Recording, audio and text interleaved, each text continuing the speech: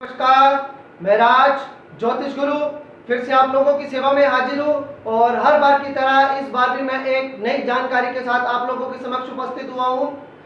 मित्रों, हर कोई पूछना चाहता है मृत्यु के बारे में, डेथ के बारे में। हर किसी के मन में ये संशय रहता है या उसके मन में ये सवाल रहता है कि किसकी डेथ कब होनी है या वो कितने समय तक इस पृथ्वी लोक पर विचरण करेगा और आखिर उसका अंतिम समय कब आएगा।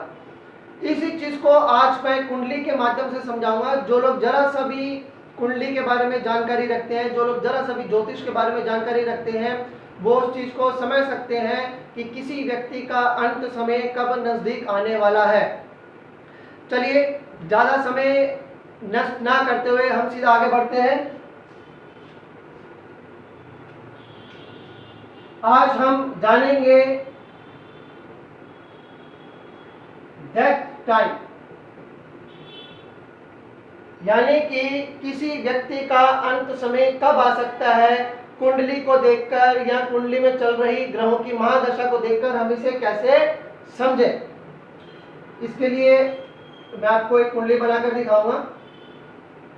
दोस्तों, ये वैदिक ज्योतिष का ही अंग है, क्योंकि इसमें हमें महादशाओं को देखना होता है, महादशाओं के बारे में स्टडी करनी होती है।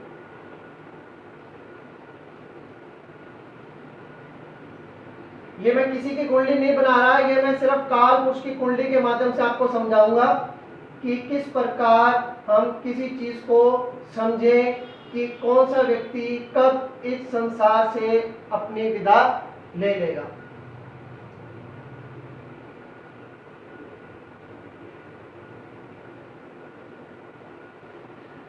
ये काल पुरुष की कुंडली मैंने बनाई है। इसमें 12 भाव होते हैं। इसमें जो हमें सबसे पहले देखना होता है वो देखना होता है हमें दूसरा भाव, फिर 7वां भाव और उसके बाद हमें देखना होता है ये 12वां भाव, यानी कि 2, 7 और 12। इन ग्रहों को हमें मुख्य रूप से देखना होता है कि क्या इन ग्रहों की दशा, महादशा, अंतरदशा, प्रतंतर दशा ये तो नहीं शुरू हो गई, क्या ये ग्रह अपनी दशाओं में तो नहीं आ गए। देखिए, हम अच्छी तरह से जानते हैं, हमें बताया गया है ज्योतिष शास्त्र के अंदर कि 2nd एंड 7th हाउस, ये 2 हाउस क्या होते हैं, ये होते हैं मारक भाव। और 12वां घर 12th हाउस, ये क्या होता है, हानि। 12 घर हानि का है। हानि किसकी, हानि ऑफ दिस लगन, ये जो लगन है इसकी हानि। 7वां घर क्यों लिया गया है, because 7th is the opposite house of the लगन। जो 7वां घर होता है वो बिल्कुल इस लगन के अपोजिट होता है। अगर ये जीवन है तो ये जीवन का अस्त है। और हम अच्छी तरह से जानते हैं कि यहाँ पर जब सूर्य आता है तो संध्या काल शुरू हो जाता है।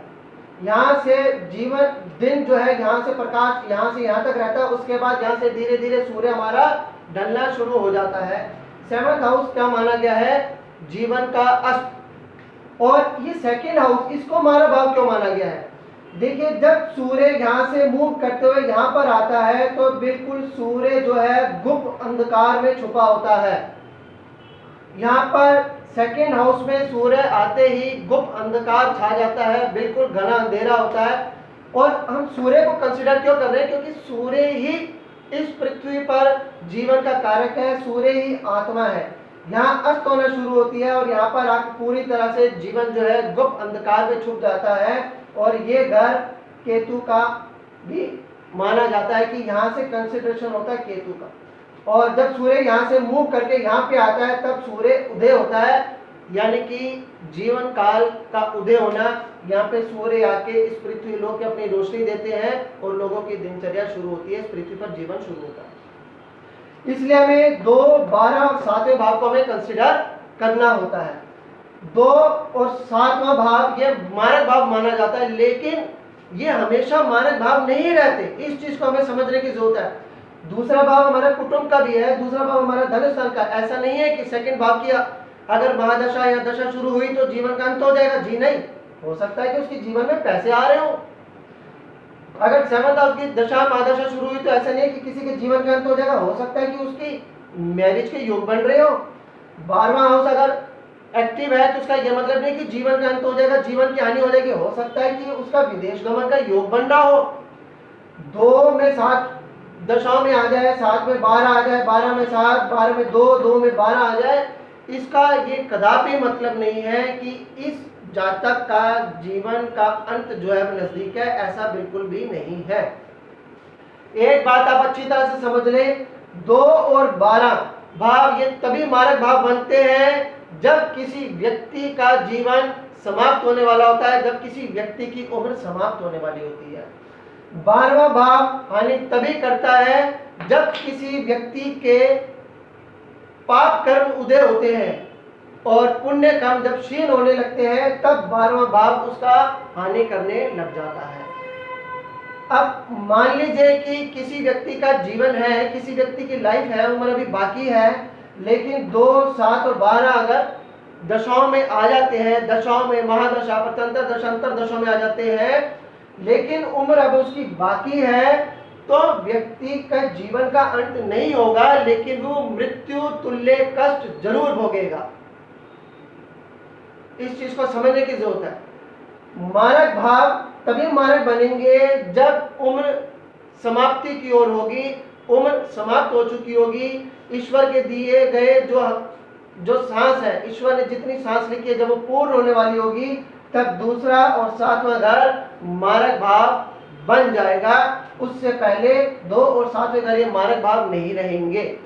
लेकिन 2, 7 और 12 के साथ साथ इसमें राहु और केतु की इन्वॉल्वमेंट भी होगी, यानी कि 2, 7, 12 के जो हाउसेस हैं, इनके जो मालिक ग्रह हैं, उनके साथ राहु केतु की प्लेसमेंट भी जरूर होगी, राहु केतु का योगदान भी जरूर होगा।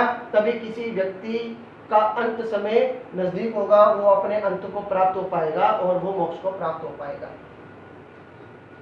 इसके साथ कई बार 8th